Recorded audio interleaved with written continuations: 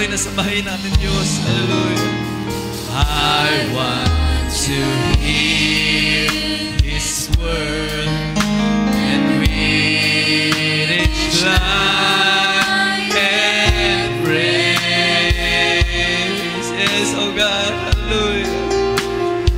He's calling me to Him a higher praise. Oh, hallelujah. There's a deep that's called to the deep, like a great mountain pulling me. I know for sure there I'll reach the goal, 'cause I feel the pull. Come on, hallelujah. Let's worship the Lord, hallelujah. I feel the pull. God bless you.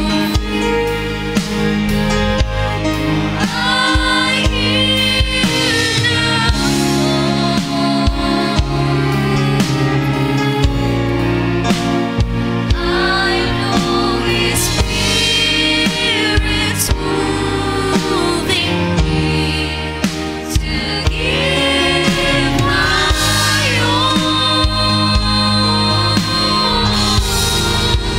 He speaks to me, and I agree. Lord, please come and take control. I feel now. Sige, once again. Hallelujah.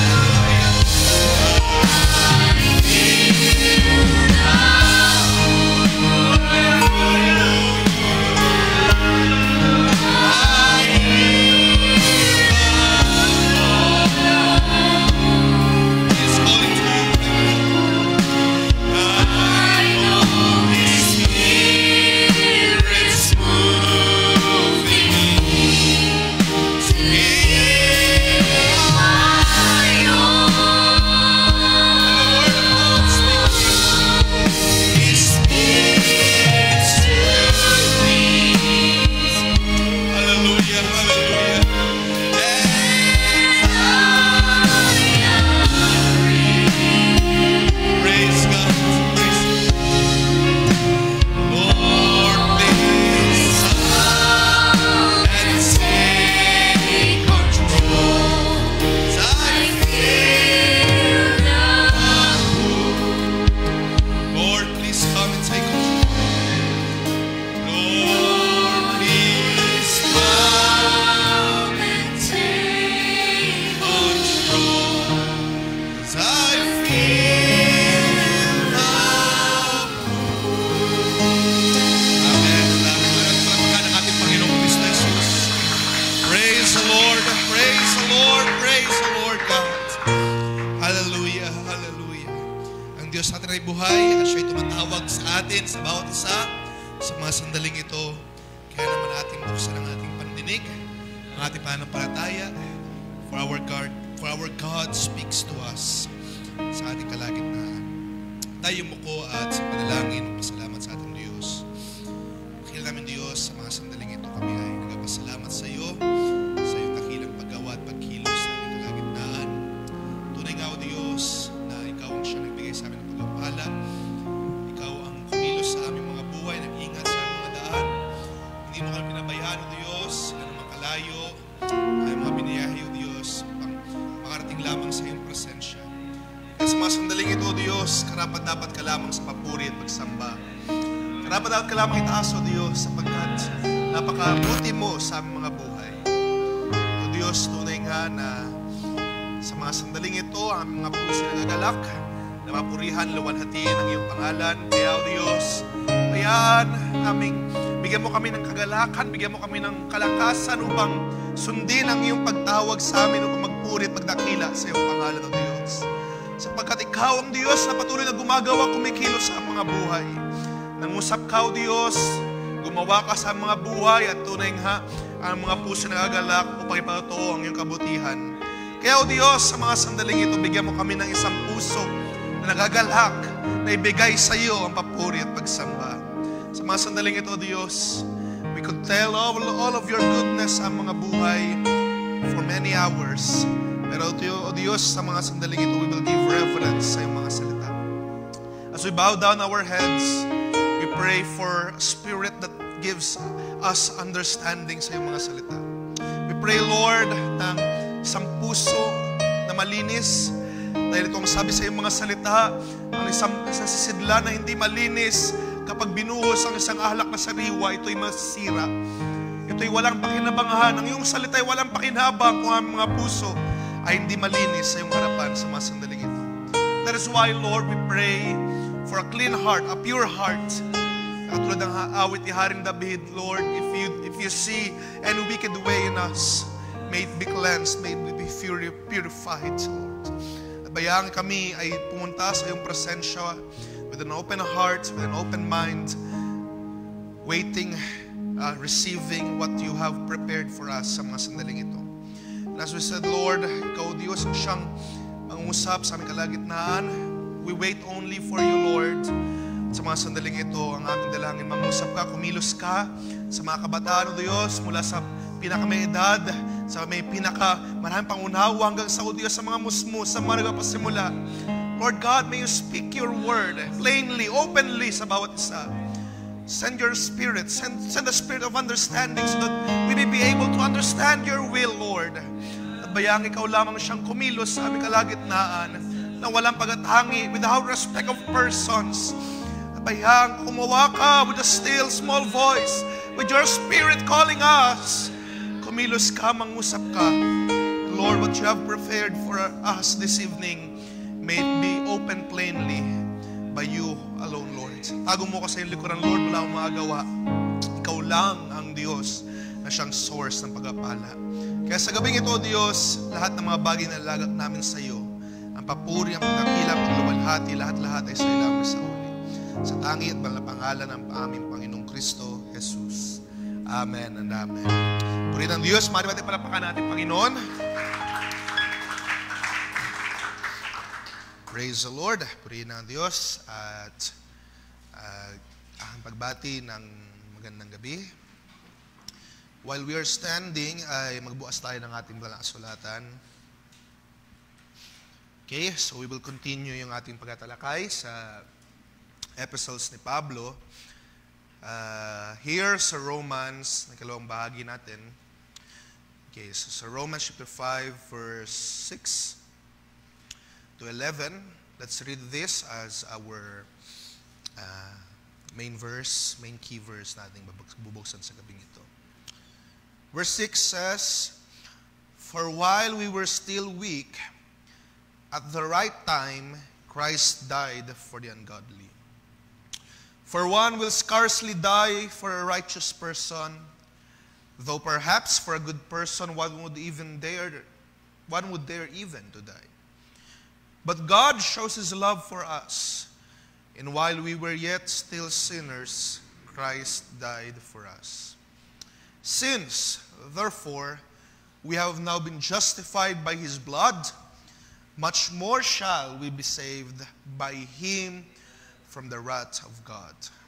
For if while we were enemies we were reconciled to God by the death of His Son, much more now that we are reconciled shall we be saved by His life. And more than that, we also rejoice in God through our Lord Jesus Christ, through whom we have now received reconciliation." Okay, say amen to the words of God. Amen. Be seated po at pagpalain tayo natin Diyos sa gabing ito. Salamat sa biyaya ng Diyos sa gabing ito sa bawat isa. So it's good to be back ulit. I know I have missed 2 Fridays ago ang ating gawain. Forgive me kung hindi ako nakapunta dahil ako ay pumunta sa office ng Friday, and by the time na ako ay makauwi na talagang yung katawan ko is hindi na kaya even mag-drive. So, midway ng pag-uwi ko ay sobra ako nahilo at I think yung aking, it seems yung blood pressure ko ay parang tumataas dahil sa sobrang stress as of late. So, minayagi ko na lamang muna magpahinga. Gayunpaman ay salamat sa patuloy na paggawa at pagkilos sa inyo at sa gawain na nakalipas na 2 Fridays ago. And also, nung last Friday, wala tayong gawain, pero naniniwala ko, lahat tayo pinagpala ng Diyos sa kanyang mga salita, sa kanyang mga gawa, at yung mga galing ng kamigin ay tunay nga na nakikita ko, naririnig ko rin na gumawa ng Diyos sa inyong mga buhay at kumilos sa mga kakaibang mga pamamaraan, bagong karanasan na ginagawa ng ating Diyos. So, why not let us testify the goodness of our God? So, sabi ko nga, alam nyo, bagaman niloloko ko, binibiro ko yung ilan sa mga nagpaalam. May mga ilan nagpaalam sa akin, nandun na sila sa kamigin eh. So, di ko na lang may mention kung sino. Okay. Pero sabi niya, nagpaalam siya, pumunta kami ng kamigin, nandun na sila eh. At sabi ko na lang, as a joke, sabi ko, dahil dyan, yung mga late nagpaalam ay may pasalubong dapat. Pero alam nyo ba, as I have said din sa isang kaibigan, sa isang kapatid, yung higit na pasalubong ay, bagaman masarap yung mga pastel, so salamat sa mga pasalubong na yan, food, makakain. Pero gayon pa man, what I would really appreciate, especially sa mga sa amin na naiwan, is that makarinig ako ng mga testimonies, ng mga pautuo on what God has done sa inyong buhay, mga bagong karanasan, mga bagong experiences na nakuha natin sa paghayo sa gawain sa malayo. Okay, so dahil it's a unique experience, hindi lahat ay fortunate na makapunta ng kamigin, hindi lahat ay able, sometimes hindi lahat ay talagang due to circumstances, tulad namin. Ako bagaman ay scheduled na rin yung flight ko, pero binayaran ko na lang dahil I have to stay here to keep to help sa gawain dito dahil ang ating pastor at ilang sa mga kapatid ay aalis. Pero gayon pa man, I will be glad to hear testimonies of what God has done sa inyong buhay. Bagaman hindi ko kayo tanongin, uy, anong tagutoon nyo, testimonies nyo, pero I will be hearing or listening kung may mga pauto tayo na most importantly, mauuwi sa Diyos ang kapurihan.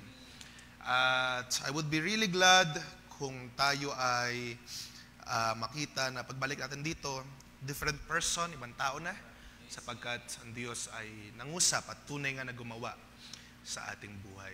And also yung ating mga kapatid na naiwan din ay they would hear testimonies coming from you at sila ay magkakaroon din ng desire, ng kagalakan na siguro next year, if God be willing, ay makaparoon din naman sila dun sa dako ng kamigin. Okay? So, don't keep your mouth shut. Bayaan na ibigay natin sa Diyos ang papuri pagdakila. At kung gumawa sa iyo ang Diyos at sa inyong paghayo, then praise the Lord.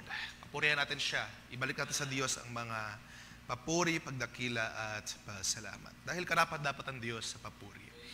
Okay? So, bayaan na itong mga bagay na ito na ating daladala coming from the fellowship ay magamit natin as we go on sa paglilingkod sa ating Diyos.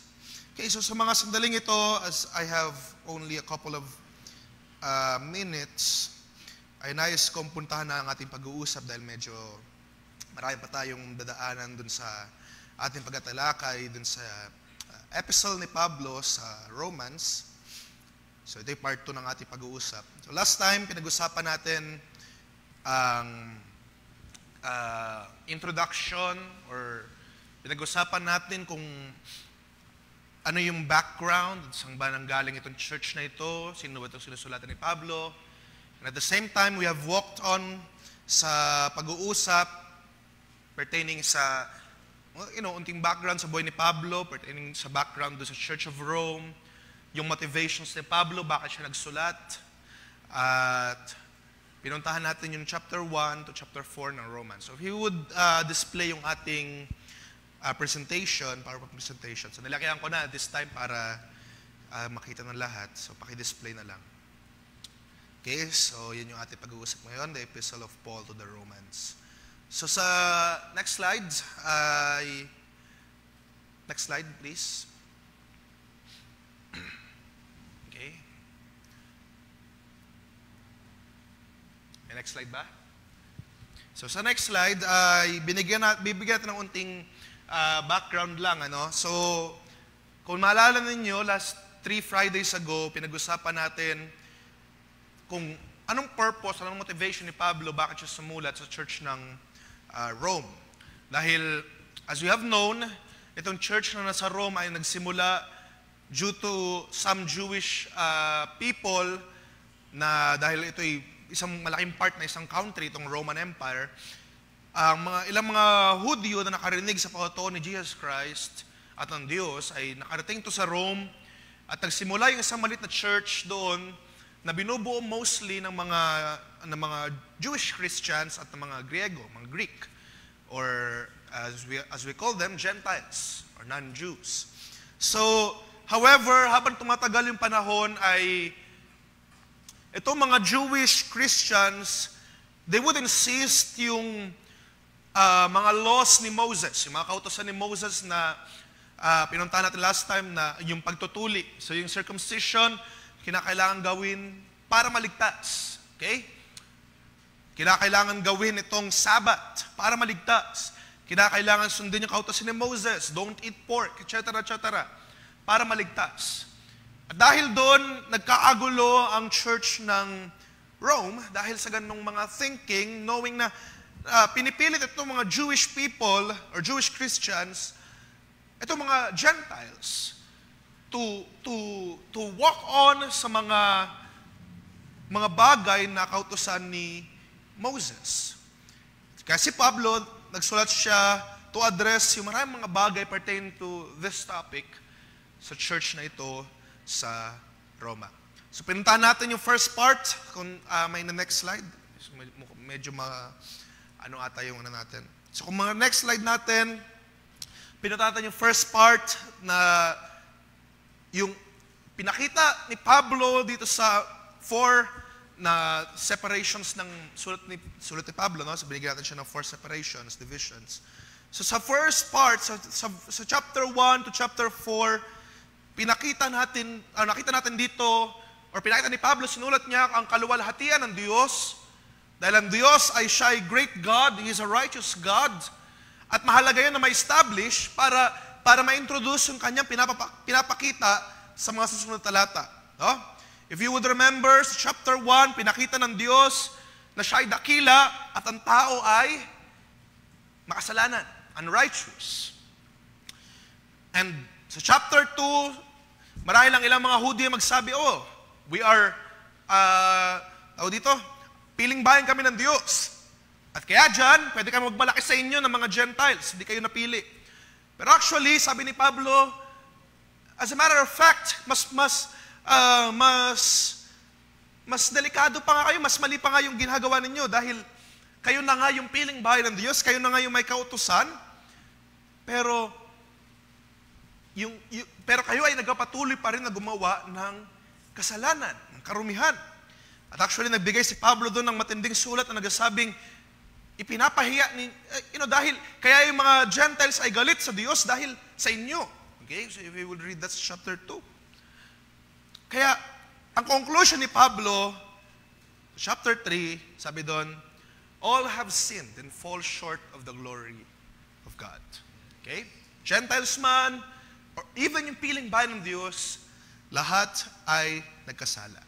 Pero, salamat sa biyaya ng Diyos, nang sabi doon sa chapter 3, sa pamamagitan ng biyaya ng Diyos na tinanggap natin as a gift, regalo sa atin, tayo na mga hindi karapat-dapat ay nakatanggap ng biyayang ito na nagmumula sa Diyos. Okay? Pinakita natin sa chapter 4 yung example, yung question, to further prove the point na hindi dahil sa gawa kaya dapat tayo ma-justify, hindi kinakailangan mag-practice tayo ng Mosaic law or ng mga kautusan ni Moses para maligtas. Pinakita doon sa chapter 4 yung example ni Abraham, di ba? Nung si Abraham ay tumanggap sa Diyos at siya ay sinasabi natin na righteous, hindi naman siya naging righteous dahil ginawa niya yung kautusan. As a matter of fact, wala pa nga yung kautusan sa panahon ni Abraham. Pero bakit siya naging righteous? Binasa din natin last time, sabi doon, yung kanyang paniniwala sa pangako ng Diyos, his belief, his faith sa Diyos ay binilang sa kanya na righteousness. Okay? Kaya siya naging righteous because of faith. At hindi dahil in-exercise niya yung kautusan ni Moses. Kasi wala pa nga si Moses, no? Hindi dahil in-exercise niya, ginawa niya lahat ng 10 Commandments. Dahil wala pa yun sa panahon niya. Pero by faith, dahil naniwala at nampalataya siya sa pinangako ng Diyos sa kanya, then, ito'y binilang sa kanya na ikaw ay righteous. So that's where we are nung alipas na Friday. At maganda makita itong line of thought na ito muli mga kabataan upang hindi tayo upang magtuloy-tuloy tayo sa mga darating ng mga chapters. So pinuntahan na natin yung first part. Now to the second part, if in the next slide, ang second part natin pupuntahan ay yung Romans chapter 5 to chapter 8. Ano ba ang ginawa ni Jesus Christ para sa ating lahat? Okay? What Jesus Christ has done sa atin. Sa lahat tayo. Okay? Dahil sabi nga natin, lahat tayo nagkasala. Pero salamat kay Jesus Christ na tayo ay naligtas. Ano ba talaga ginawa niya sa atin? If you would read, yung binasa natin kanina sa chapter 5, sa verse 6, basahin natin ulit. Sabi doon, for while we were still weak, at the right time, Christ died for the ungodly. Nung tayo ay mahina pa, meaning nung tayo ay hindi pa nabubuhay kay Kristo. Nung tayo makasalanan pa. And it means that even sa ating mga buhay, bagaman mostly sa atin ay laking church, laking simbahan, the mere fact na hindi natin kilala ang Diyos at gumagawa tayo ng ating mga sariling kagustuhan is living in sin. Okay? In the mere fact na hindi natin nakikita ano bang purpose ng Diyos sa ating buhay at lumalakad tayo according sa ating mga kagustuhan, according sa ating mga nais, is living far from God. Okay? Kaya kahit tayo lumaki sa church, kinakailangan ng Diyos mangusap. Kinakailangan ng Diyos gumawa sa iyo. Kinakailangan ng Diyos na iparanas niya sa iyo yung kanyang mismong paggawa upang hindi lamang from the testimonies ng inyong mga magulang or ng inyong mga kamag-anak, kundi ikaw mismo makaranas na gumagawa ang Diyos at kumikilos siya. So kapag yan ay nakilala mo, na-realize mo then, di ba? Matanggap mo ang, sabi sa chapter 3, ang gift na ito na pinagkaloob sa bawat isa.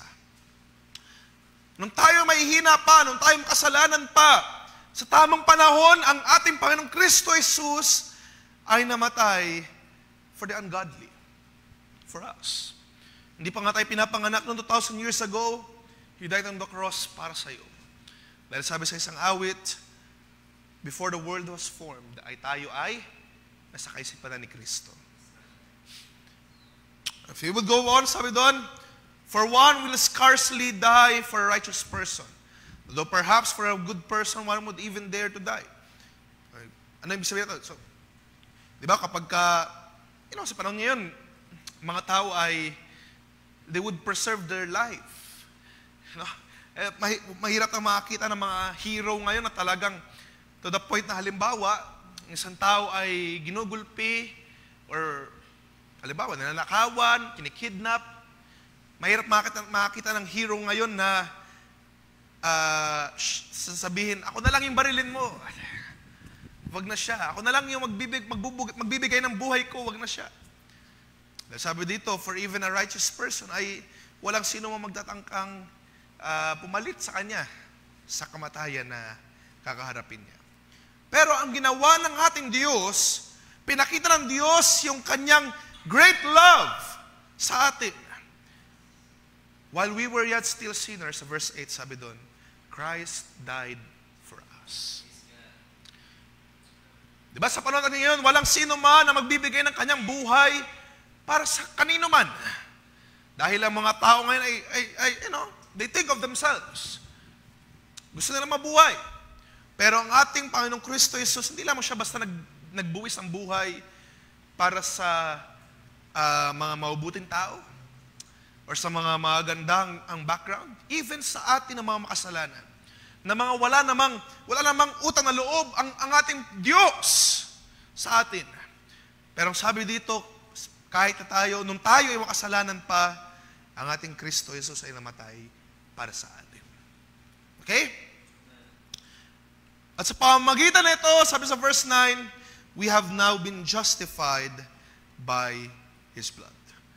So nakikita natin dito, anong ginawa ng ating Panginoong Kristo Jesus? He died for you. Namatay ang ating Panginoong Kristo Jesus para sa inyo. Para ikaw, sabi sa verse 11, ay makatanggap ng reconciliation. Alam niyo ba kung ba't mahalaga ang reconciliation, mga kabataan? Dahil kung tayo ay hindi naibabalik sa Diyos, masama tayo na may sira, may destroy. Sabi ng Diyos, di ba, sa isang account sa mga sulatan, lahat ay i-destroy ng Diyos, lahat na nasa lupa, lahat na nasa langit, sisirain ng Diyos. Pero kapag tayo ay ma-reconcile sa Diyos, may balik sa Diyos, ikaw ay maliligtas. Hindi ka masama dun sa pagsisira, pag-destroy na gagawin ng Diyos sa lupa na ito. That is why, ganun ang ginawa ng ating Panginoong Kristo Jesus through His blood. Ang kanyang kabutihan ay pinakita niya, sabi sa ating inawit kanina, His goodness ay naipamahala sa ating buhay. Kahit ang tayo makasalanan pa sa pamamagitan ng kanyang dugo, tayo ay naibalik sa ating Diyos. Na-reconcile. At sabi nabasa natin last 2 Fridays ago, itong ating tinanggap, Romans chapter 3, I think 24 yon, sabi doon, we are justified by His grace as a gift. Hindi to dahil mabait ka, hindi to dahil ikaw ay gumagawa ng Christian things. It's because of God's great mercy. Dahil sa pag-ibig ng Diyos, yun yung dahilan. Kaya nakatanggap tayo ngayon ng pag-justify. At yung justification ay, sabi ko nga last time din, hindi lamang to basta pagpapatawad. Kasi kapag pinatawad ka, di ba, kung minsan pinatawad mo ng isa, minsan medyo mamarkahan mo yung tao kasi naaalala mo yung mali niya. Ito, hindi talaga ito nagbabayad ng utang. So medyo, di mo natin pautangin. Pero what God has done sa ating buhay, hindi lamang tayo basta pinatawad, tayo ay inaring ganap. Ibig sabihin nun, wala kang kasalanan. Kahit na napakarami mong ginawang kasalanan, sa paningin ng Diyos, wala kang ginawang kasalanan. You're justified by His blood. Okay. Hindi na tinanggap ang bihayang ito dahil tayo ay mabait or you're someone na accomplished sa lupang ito. Ang biyaya ng Diyos ay regalo sa atin. Tayo na mga masama back then, tayo na mga mahihina back then, nakatanggap ng bihayang ito ng Diyos while we were yet still sinners, while we were enemies, while we were ungodly, tayo ay na-restore pabalik sa Diyos sa pamamagitan ng pagkamatay ng kanyang anak, which is Jesus Christ. So if we would go dun sa next slide natin, dun sa Romans chapter 5 na slide, we would understand na pinakita dito ni Pablo na nung tayo ay still weak, still sinners, at the right time, Christ died para sa atin, for the ungodly. At sabi doon, Jesus Christ died for the ungodly while we were yet still sinners, when we were still weak. It's not because we are doing good or have already accomplished the law or dahil nagawa natin lahat ng kautusan ng Diyos. But it is through the gift of God. Regalo ng Diyos sa bawat isa sa atin. Okay, so if we would continue reading, sabi doon, sa verse 17 ng Romans chapter 5, "For if because of one man's trespass, that reigned through that one man, much more will those who will receive the abundance of grace and the free gift of righteousness reign in life through the one man, Jesus Christ. Therefore, as one man led to the condemnation for all men, as one act of righteousness leads to justification and life for all men." Ano pinapakita dito ni Pablo? Dahil sa kasalanan ni Adan, sabihin natin Adan, no? Alam natin ang storya, it is through Eve. Marami ding account sa Bible na magsasabi na si Eve ang unang nadaya. Pero dahil nga si Adan din na nag-partake ng ganitong ng pagkakamali, ng disobedience, at sa pamamagitan ng pagkakamali, ng trespass ni Adan, lahat tayo ay nadamay sa parusang ito. Kung maalala ninyo, diniscuss natin last time yung kabayaran ng kasalanan. Di ba?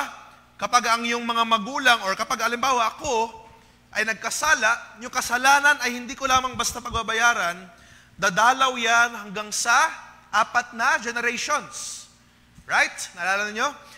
At that is why, nung si Adan ay nanganak, si Cain, si Abel, at siyempre namatay si Abel, si Seth, yung kasalanan ni Adan ay babayaran ni Seth. Pero si Seth, may mga own weaknesses din siya. May mga lapses din siya. So yung kasalanan ng kabayaran sa utang ni Seth at yung kabayaran doon sa utang ni Adan, pupunta ulit sa next generation hanggang sa ating panahon. Imagine gano'n nakarami, kapatong-patong kasalanan nating lahat na hindi naman tayo yung gumawa. Hindi naman tayo nag-commit, pero kinakailangan natin pagbayaran. At walang ibang kabayaran ng kasalanan kundi ang kamatayan. That is why pinapakita dito ni Pablo, sa pamamagitan lang ng isa na pagkakamali ni Adan, lahat tayo ngayon ay may kamatayan. Lahat tayo ngayon ay may kabayaran. Even yung mga sinilang sa church, even yung mga sinilang na talagang walang kaalam-alam sa mga pagkakamali, dahil nga sa kasalanan ng isa, wala nang safe space. Lahat tayo ay pinanganak sa kasalanan. Okay? Pero, ang plan ng Diyos is that sa pamamagitan din ng isa, that is Jesus Christ. Sa pamamagitan ng isa, ay nakatanggap tayo, sabi sa verse 18 natin binasa, nakatanggap tayo ng justification and life. Sa pamamagitan ng obedience. Di ba si Jesus Christ, kung maalala niyo yung story niya, siya ay nahirapan din. He's crying, he's sweating like drips of blood. Sabi dun sa account sa Matthew, "Lord, kung pwede lang, wag ko na maranasan ito. Kung pwede na lumagpas ang sarong ito, pero mangyayari ang iyong kalooban." At ang sabi doon, he stayed obedient up until ng kanyang kamatayan. At dahil doon sa obedience ng ating Panginoong Kristo Jesus, tayo ay inaring ganap. Dahil ang ating Panginoong Kristo Jesus ay naging obedient, nagtiis, hindi siya nagsalita kaya niya magsalita na, "Oy, sugo yung mga anghel, ibaba siya sa krus, etc. Sugpuin yung mga tao na nandun." Kaya niya yun. Pero, he obeyed what his Father has to say. He obeyed anong kalooban ng kanyang Ama. And that is why he died on the cross para tayo ngayon ay maligtas. Makaranas ng kamatayan para tayo, ikaw, ako, ay, sabi dun sa ating binasa, ariing ganap. Yung kasalanan ay nabuhay or naghari dahil sa pagkakamali ni Adan. Pero sa pamamagitan ng ating Panginoong Kristo Jesus na tinatawag na huling Adan, di ba? Tayo ngayon ay nakaranas ng pag-aaring ganap. Okay? Sabi sa verse 19, "For as by the one man's disobedience, the many were made sinners, so by the one man's obedience, the many will be made righteous." Ito sa pamamagitan ng ating Panginoong Kristo Jesus. At yun yung pinapakita ni Pablo, no? He wants to see that point, that what God has done, what Jesus Christ has done. He died on the cross while we were still weak, while we were yet still sinners. Lahat, for you, for me, lahat tayo nakatanggap ng regalong ito, ng biyaya ng Diyos. At sabi doon, sa pamamagitan ng kasalanan ng isa, tayo lahat ay namatay. Pero sa pamamagitan ng pagsunod ng isa, ngayon, ikaw, ako, ay inaring ganap. Purihin ng Diyos. And that is what chapter is all about. So kung pupunta tayo doon sa chapter 6, or before we go, ay buksan natin muna yung verse 20, siya 21, yung last verses. Actually, alam niya ba, itong verse 20 and 21, I believe na ito ay dapat nandun sa kabilang chapter. Actually, mga chapters ay hindi naman yan talaga existent up until nung sinulat yung Bible, ng King James Version, around 1500. So, hindi naman talaga yan basis para sa pag-segregate or paghihiwa ng thought, ng mga kaisipan. Pero, sabi sa verse 20 ng chapter 5 ng Romans, sabi doon, now the law came in to increase the trespass, but where sin increased, grace abounded all the more. Ano ibig sabihin noon, mga kabataan? Sa pamamagitan ng kautusan, sabi nga natin, kapag may kautusan, nalalaman natin kung sino yung mga pasaway, yung mga nagkakamali. At dahil may kautusan, sumasagana yung mga pagkakamali, yung mga trespasses. Pero kung saan sumasagana yung kasalanan, yung mga pagkakamali, ang biyaya ng Diyos ay higit pa doon.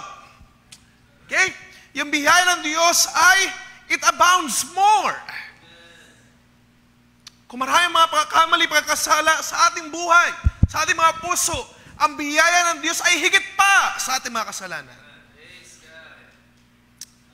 Sabi doon sa verse 21, and so that as sin reigned in death, grace also might reign through righteousness leading to eternal life through Jesus Christ our Lord. So magana ang mga pagpapasaway dahil may kautusan na. No? So yun, dahil nalaman natin sino yung mga pasaway. Pero kung saan sumasagana yung mga pagpapasaway, yung mga kasalanan, mas nakikita natin ng higit yung biyaya ng Diyos na mas malaki sa lahat ng mga bagay na ito. Ang biyaya ng Diyos ay higit na sagana para sa kanila ng mga magsisisi sa kanilang kasalanan. Nang sabi doon sa isang account din sa Bible, for God will set a standard na pantapat laban sa mga gawa ng kaaway. At kung gaano man kalaki yung mga ginawa ng kaaway sa atin na damage, kasalanan, karumihan, mas malaki pa rin ang biyaya ng Diyos. So now, chapter 6 ay nagbungad ng isang tanong. With that in mind, natin sa verse 20, verse 21, sagana ang biyaya. Chapter 6 asks, ano nga sabihin natin ngayon? Sabi sa verse 1. Ano nga sabihin natin? Are we to continue in sin that grace may abound? Magpapatuloy ba tayo sa kasalanan para yung biyaya ay sumagana? Di ba sabi natin kanina, kung saan maraming kasalanan, sagana yung biyaya ng Diyos. So, ngayon, magpapatuloy lang ba tayo sa kasalanan para lalong lumaki yung biyaya ng Diyos? No. Hindi pwede yun. Hindi pwede mangyari yun. At wag nawa natin gawin yun. Okay? Totoo na kapag kung saan maraming kasalanan, mas malaki ang biyaya ng Diyos. Pero kung tayo ay gumawa ng kasalanan na paulit-ulit para lang masabi natin na mas lalaki pa yung biyaya ng Diyos, yun ay hindi mangyayari. At sabi ni Pablo dito, sa verse 1, sa verse 2, it's by no means. Huwag nawa mangyari sa atin. In short, ang thought na pinapakita dito ni Pablo ay kung aabusuhin ba natin yung biyaya. And what do we mean by abuse ang biyaya? We have received a lot of good things. No? To give an example, marahil meron kang isang kakilala na mabait. Isang kakilala na giver. Sabihin natin ganyan. Giver ng pera. Giver ng resources. Pero tayo ay dapat hindi nag-aabuso dun sa pagbibigay. Sa mga kinukuha natin, halimbawa, nakatanggap ka ng resources.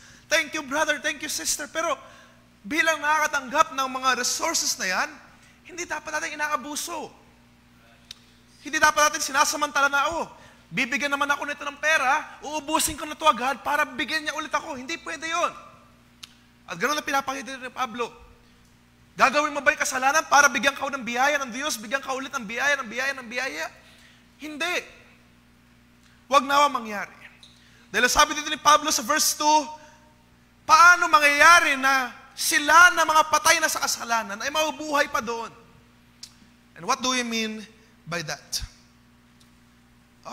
Dahil back then, tayo ay, di ba sabi natin kanina, makasalanan, mahihina, kalaban, kaaway ng Diyos. Pero tayo ay inaring ganap ng Diyos. Pinatawad ng Diyos.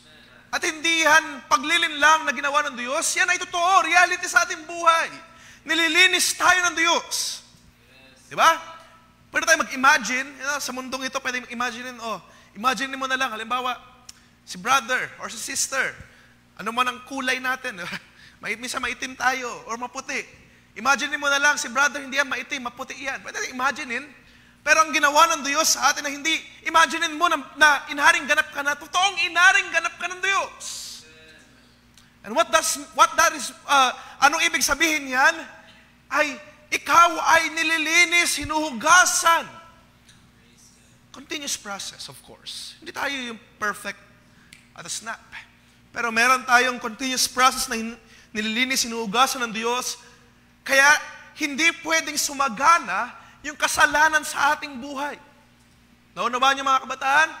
Kung tayo ay inharing ganap na ng Diyos, we should live na katulad ng isang ganap. Na inharing ganap ng Diyos. Paano magpapatuloy? Kaya sabi ni Pablo, paano magpapatuloy ang kasalanan sa inyo na kayo ay namatay na sa kasalanan?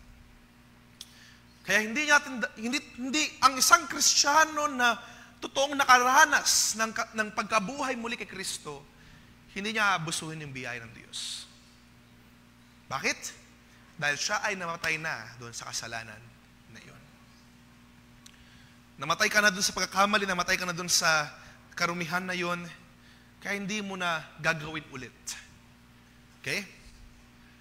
Hindi mo na abusuhin ang biyaya ng Diyos dahil with the grace of God na nasa iyong puso, nasa iyong buhay, you will do your part na ikaw na nakatanggap ng biyaya ng Diyos. Okay? Yung kasalanan na ito ay hindi na naubuhay sa atin.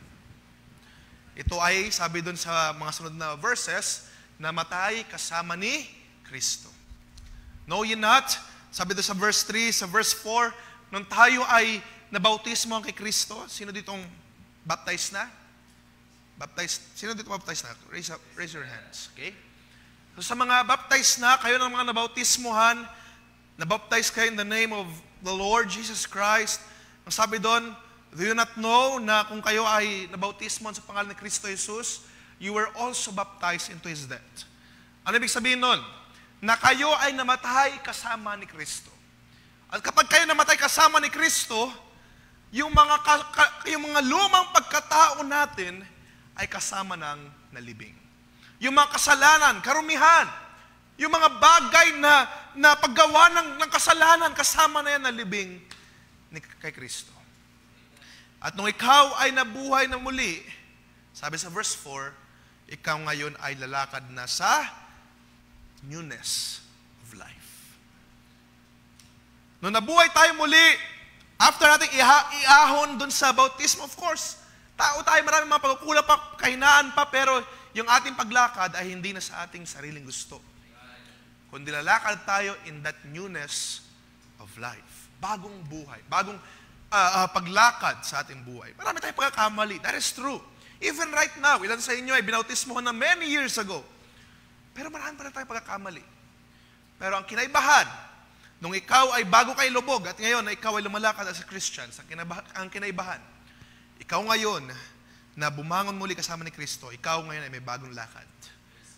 You walk into this newness of life. Okay? Kung nabaptize ka, you are baptized also into His death. At ngayon na ikaw ay nakaahon na doon.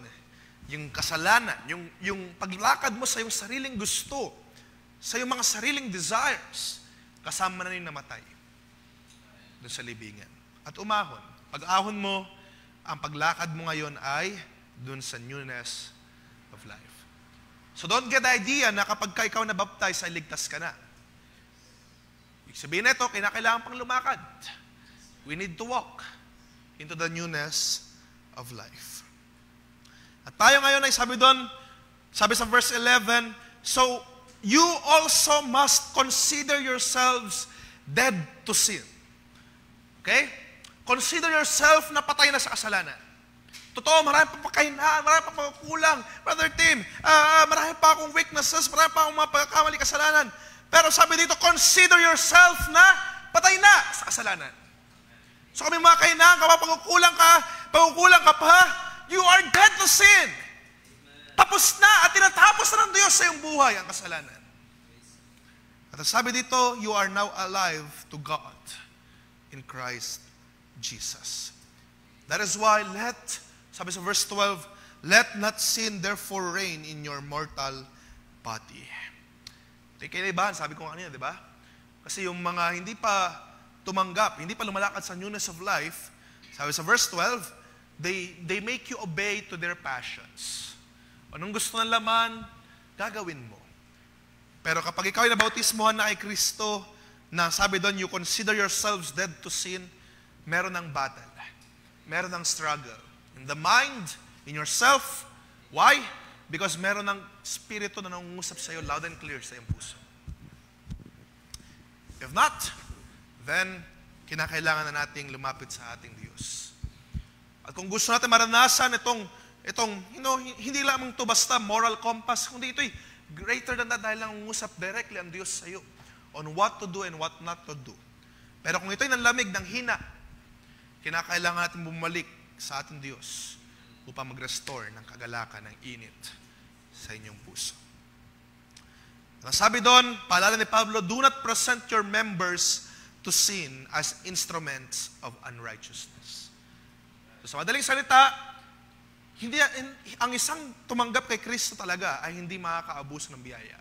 Dahil patay na siya sa kasalanan. Wala na siyang sense na, gumawa tayo ng karumihan ng kasalanan para sumagana ng biyaya ng Diyos. Yun yung totoong tumanggap ng biyaya ng Diyos. Okay? So, hindi na abusuhin ng isang tao na tumanggap ng biyaya ng Diyos ang biyaya ng Diyos. Dahil siya ay patay na sa kasalanan at ang sabi sa verse 14, ang kasalanan ay hindi na nagahari sa kanyang buhay.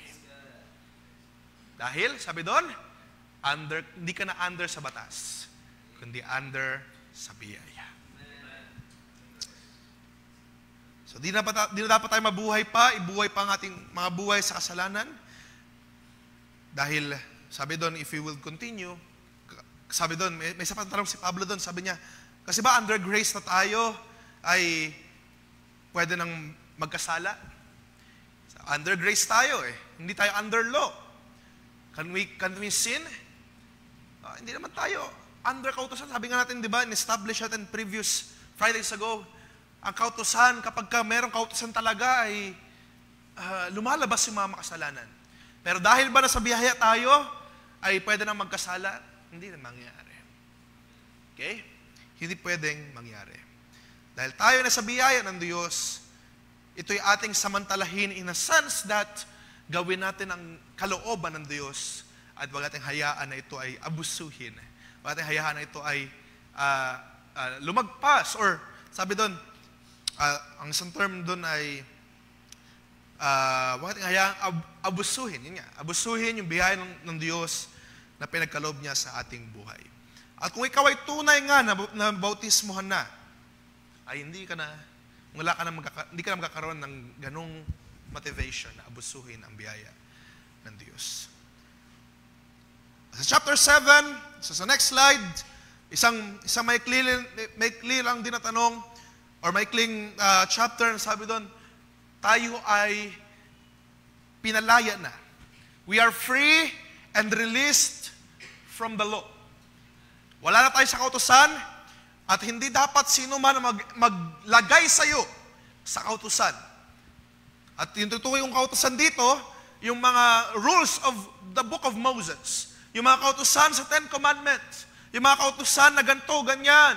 Do the Sabbath, or do the circumcision, or do this and do that. Hindi dapat sa iyo i-enforce yung mga bagay na yan. Dahil sabi dito, pinalaya na tayo sa kautusan at sa kapangyarihan ng kasalanan. Pero ang question ay ito. Sabi sa chapter 7, pinag-uusapan natin yung kautusan ay parang medyo hindi maganda. No? Ang tanong ay ito, masama ba ang kautusan? Is the law evil? Dahil sinasabi natin kanina, kapag merong law, dumadami yung mga makasalanan. Kapag merong law, parang nagkakaroon, lumilitaw yung mga karumihan ng tao. Ang kautusan ba ay masama? Ano sa tingin ninyo, mga kabataan? As we go on sa pag-uusap natin, it seems na napunta ito sa bad light. No? Napunta ito sa hindi magandang impression na ang kautusan, ito ay evil, ito ay masama. Nakalaya na tayo doon, yes. Pero is it bad? Is it bad? Ang kautusan ba mismo ay masama? Remember, ang kautusan na tinutukoy natin dito ay yung Torah or yung Old Testament sa madaling salita. Yung mga sulat ni Moses, yung kautusan sa panahon ni Moses na sinalita mismo ng Diyos.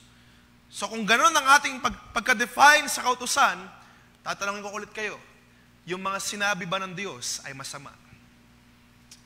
No. Diba?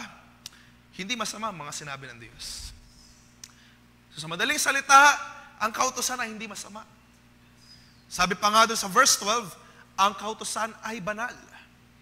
The law is holy, 7:12, and the commandment is holy and righteous and good.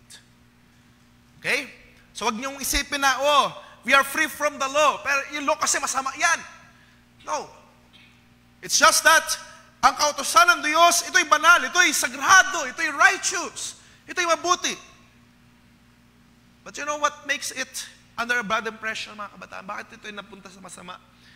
Kasi dahil sa pamamagitan ng kautusan na banal, ay walang sino mang banal ang makakumpara dito. What do I mean by that? Kapag ikaw ay, halimbawa, example lang, hindi mo malalaman na ikaw ay pangit kung walang pogi or walang maganda na malapit sa'yo. Diba? Sabihin mo, pogi-pogi ko talaga. Pero pag may manadikit sa'yo na mas pogi pa, o mas maganda pa, ma-realize mo, ang pangit ko pala. No? O kaya naman, di mo malalaman na ikaw ay maitim. Kung walang tatabi sa'yo na kasimputi ng Ice Age. Or madikit ka sa mga Amerikano or sa mga fair yung complexion. And what do I mean by that? It's that kapag tayo ay kinumpara sa kautusan na pure, na dalisay, walang sino man talaga ang magiging pure. Idikit ka sa pure sa perfect na kautusan. Ikaw, tayo lahat, magmumukha tayo lahat makasalanan. Okay? So ganun yung dahilan kung bakit para bang napupunta sa masamang kaisipan or connotation na law. It's bad. Hindi yung masama. It is good, it is holy, the righteousness of God is good. Pero katabi nun, tayo ay nagmumukha tayo lahat ng mga makasalanan. Okay? Sabi nga sa Psalms 19:7, so I will read a couple of verses. No? Psalms 19:7, the law of the Lord is perfect. Okay? Reviving the soul. The testimony of the Lord is sure, making wise the simple. The precepts of the Lord are right, rejoicing the heart. The commandment of the Lord is pure, enlightening the eyes. The fear of the Lord is clean, enduring forever. The rules of the Lord are true and righteous altogether. So you see that, ang kautusan ay hindi masama. Ang kautusan ay righteous. It's good. Pero beside that, kung katabi tayo ng kautusan, talagang lahat tayo ay makasalanan. Dahil yun ay perfect at tayo ay hindi. At ang sabi doon ni Pablo sa Romans chapter 7, going back, Yun yung kanyang pinopoint. Tayo ay hindi perfect. Tayo ay mga makasalanan. We are in sin. Ang flesh ay may kasalanan. E nasa kasalanan. If we agree, sabi niya doon, if we agree that the law is good, and the sin that dwells in us, yung sin na nagdudwell sa atin, deep inside, sa ating mga katawan, yun yung gumagawa ng mga kasalanan, mga kahinaan, mga pagkakamali. Kaya sinasabi doon ni Pablo, if you would read, medyo mabilis yung ating pace ngayon, pero kung mabasahin ninyo doon, kaya sinasabi niya, sometimes meron siyang mga naiisip na gusto niyang gawin pero hindi niya magawa. Sometimes meron siyang mga ginagawa na ayaw niya. Ano yun? Yun yung mga, sabi niya sa verse 23, nakikita niya yung kanyang members, o yung bahagi ng kanyang katawan na nakikipaglaban doon sa kanyang kaisipan. Gumagawa ng pagkakamali, pagkasalanan, sabi niya doon, he is a captive, bihag, dahil sa law of sin, na nandito pa sa laman na ito. Kaya nga ang great plan ng Diyos, mga kabataan, ay likhaan tayo ng isang tahanan, which means a glorified body, na para tayo ay hindi na manahan pa sa makasalanan ng katawang ito. At tayo manahan doon sa bagong katawan, sa isang tahanan na nilikha ng Diyos para sa inyo, para sa atin. Dahil yung deep inside na kaluluwa, yung puso na tumanggap kay Kristo, hindi ito kayang i-contain sa katawan na ito. Kaya kinakailangan ng body change. So yun yung purpose. Ba't kinakailangan pa bagong katawan? Yun yung purpose. Dahil ang ating katawan ay pinanganak sa kasalanan. Hindi na mababago yun. Na even though tayo ay Kristiyano, but our sin, even si Pablo nagsabi, our sin, or our flesh, is sinful. At ito'y gumagawa ng taliwas sa kautusan ng Diyos. Kaya kinakailangan ng pagbabago ng katawan. Okay? Kaya kinakailangan ng pagbabago ng katawan ng that day. At tayo, magtanawag tayo ng Diyos up in the air, in the meeting in the air. Lahat tayo nabago na ng katawan. So wala nang gagawa doon ng pagkakamali, kasalanan, wala na rin doon paghihirap, pagtangis. It's because we are all changed. Okay? Sabi niya doon, sabi ni Pablo, the law is good. Pero ang ating mga katawan, we are not perfect. We are not good. Ang ating mga isipan ay nakikipaglaban sa ating mga members of the body. At kapag wala nakikipaglaban sa inyong kaisipan at sa inyong katawan, that means na wala pang Kristo na nagbibigay sa iyo ng things to do or not to do. Okay. That is why, kung ikaw ay tumanggap ngayon kay Kristo, there is always a battle. Lagi may pakipagbaka. At katulad ng sabi ni Pablo, sometimes nagagawa yung mga hindi kagustuhan, pero we do not do it. Sabi sa ating binasa verse sa chapter 6, we do not do it para abusuhin yung biyaya. We are weak. Tao lang din tayo. Pero sa biyaya ng Diyos, we will be able to do what God wants us to do. Sa biyaya ng Diyos, sabi sa Philippians chapter 3, verse 2, verse 3, sabi doon, for it is God who works in you both to will and to do according to His good pleasure. So lahat tayo makasalanan. Pero purihin ng Diyos tayo ay binago ng buhay ng ating Panginoon. Kaya sabi sa chapter 8, wala nang sino man sa kanila ng mga nakay Kristo, there is no more condemnation. Kuha niyo? Kaya sinabi dito ni Pablo, there is no more condemnation for those who are in Christ Jesus, dahil tayo ngayon ay hindi lang basta pinatawad, inaring ganap, perfect, wala nang kasalanan. Inari tayo na justified sa kanyang paningin. Kaya wala nang hatol sa inyo. Totoo, ang ating mga katawan, ang ating mga body ay members pa or pinaglihis sa kasalanan. Yung mga members may pagbaka, may battle. Pero dahil ang Diyos ay nahabagat na awa sa atin, we are justified in His sight. Kaya ang kaaway ay wala nang may condemn sa iyo. Ang kaaway wala nang may uturo sa iyo. You're justified in the sight of God. Kaya sabi dito, there is therefore now no condemnation for those who are in Christ Jesus. At ano pa, ang sabi sa chapter 8, we have all received life through His Spirit. Nakatanggap tayo ng buhay. Dahil pinag-uusapan natin kanina, we are dead, di ba? We are dead in sin. Namatay tayo kasama ni Kristo, di ba? Yun yung ating pinag-uusapan kanina. We are dead in sin. Pero nakatanggap tayo ng buhay. Hindi tayo nabuhay ng ating sarili lang. Kundi nabuhay tayo, sabi dito, we have received life through the Spirit of God. Sa pamamagitan ng Espiritu ng Diyos, even though when we were dead in sin, we are alive in the Spirit. We are alive through the Spirit of God. Ito yung nagbibigay sa atin ng buhay. Sabi dito sa verse 10, but if Christ is in you, although the body is dead because of sin, the Spirit is life because of righteousness. If the Spirit of Him who raised Jesus from the dead dwells in you, He who raised Christ Jesus from the dead will also give life to your mortal bodies through His Spirit who dwells in you. Alam niyo ba ibig sabihin yan? That means, kapag ikaw ay namatay, di ba, sasabi natin ang pagbabautismo ay pagkamatay sa kasalanan. That means, kapag pag-ahon mo, hindi yung kasalanan ulit yung umaahon doon. Sabi doon, pag umaahon ka, namatay ka na sa kasalanan, ang iyong laman, ang iyong thoughts, ang iyong ideas ay namatay na nito, kasama na ito. Pero pag ahon mo, hindi ka dead. You are alive through the Spirit, which is from our God.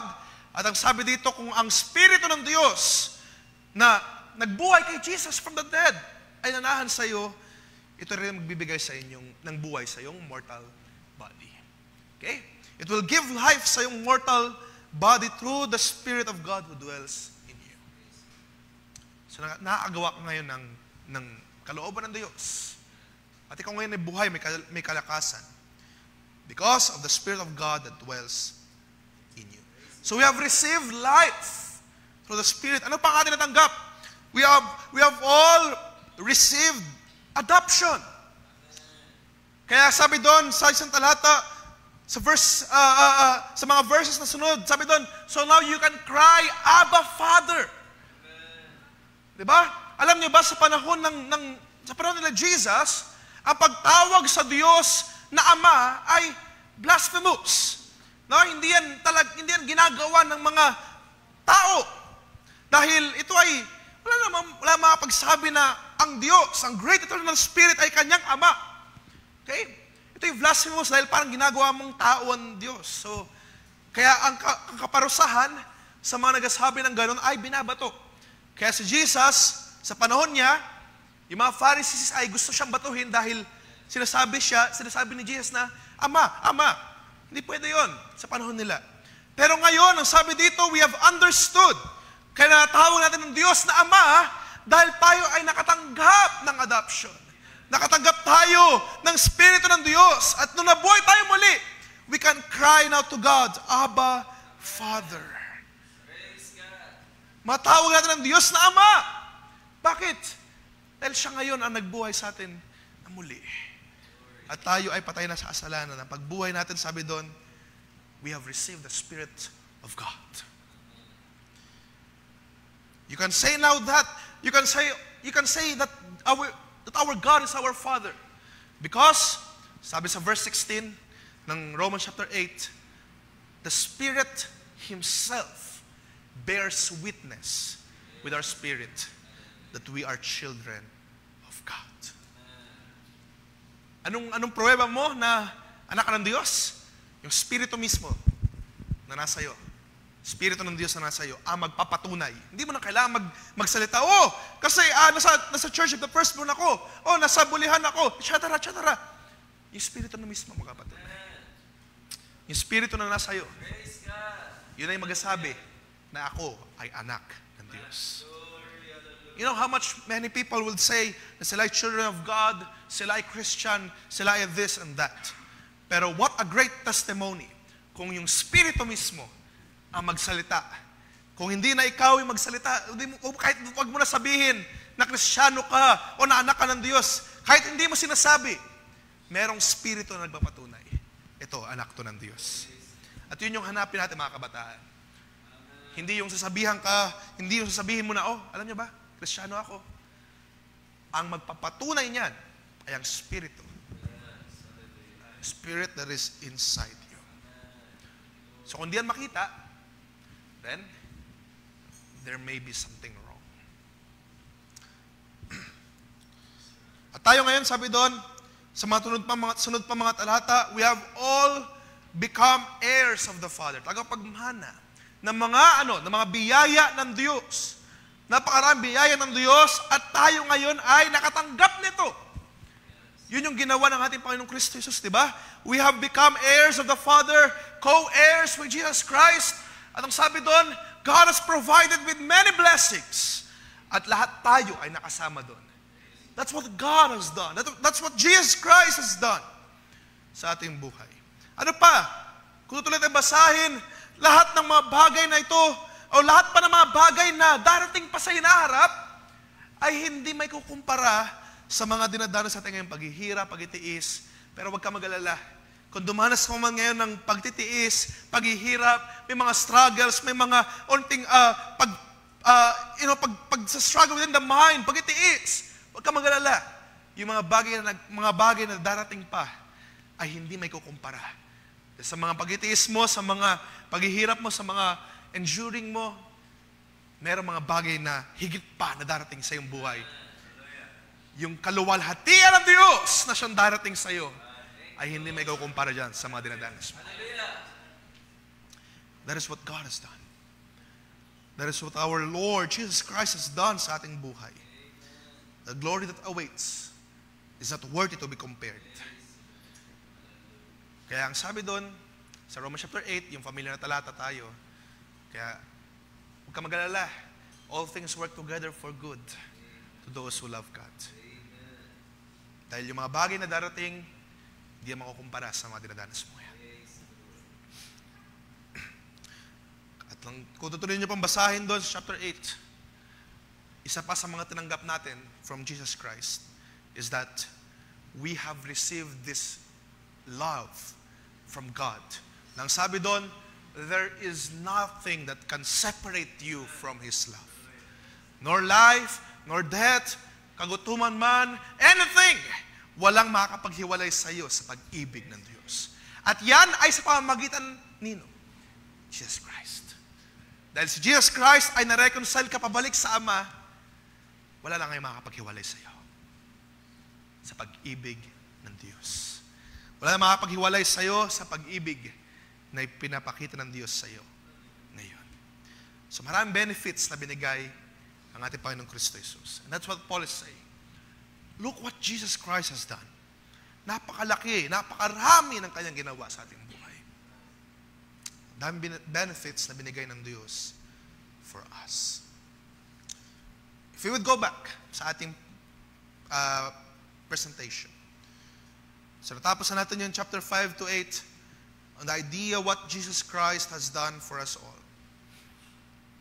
We have received the life in the Spirit. We have received the adoption. We have received the blessing of the Father. We have become heirs. Yung mga pag-suffering ay not worthy to be compared to the glory that awaits us. And lastly, who can separate us from His love? That's what we have received from Jesus Christ. Nakikita niyo ba mga kabataan? So now, we would go on sa next part ng sulat ni Pablo sa Romans. Ngayon, sa next part, paano naman ngayon yung mga Israelite? We would say na, oh, we have received this, we have received that. Tayo na mga Gentiles na hindi nakatanggap kay Kristo, ang ngayon tumanggap kay Kristo. Paano ngayon yung mga Israelites? Tapos na ba ang plano ng Diyos sa Israel? Tapos na ba ang kalooban ng Diyos sa mga Israelite? How about the Israelites? So, from chapter 9 to chapter 11 ay dinadaanan to ni Pablo. Actually, simula sa chapter 9 on a deep sadness. Sabi niya sa chapter 9, nagsimula siya verse 1, verse 2, sabi niya doon, alam niyo, nalulungkot talaga ako. I have a great joy, a great sorrow, I mean. Sabi niya doon sa verse 9, as God is my witness, alam niya, nalulungkot talaga ako for the Israel. Dahil sabi ni Pablo, Israel na piniling bayan ng Diyos, they should be the ones receiving the promises. Diba? Sila dapat yung makatanggap ng ganitong mga great benefits, yung mga great na mga bagay na pinagkalab ng Diyos, sila dapat. Pero, as we have known, sa short amount of time, binulag ng Diyos ang bayan ng Israel para tayo ngayon ay makatanggap ng kaligtasan.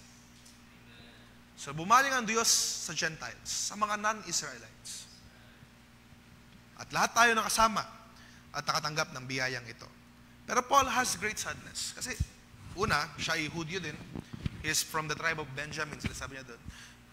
Nakaramdam siya ng great sadness na napakaraming pinangako ng Diyos sa bayang Israel, and yet, why is it nasa destruction? At that time, sinakop ng Rome. Darating pa yung mga panahon, susunugin yung bayan ng Jerusalem sa panahon ng General Titus. Sisirain yung bayan at masakop siya. So many years have come and go up until recent 1960s nung nabuo ulit yung nation of Israel.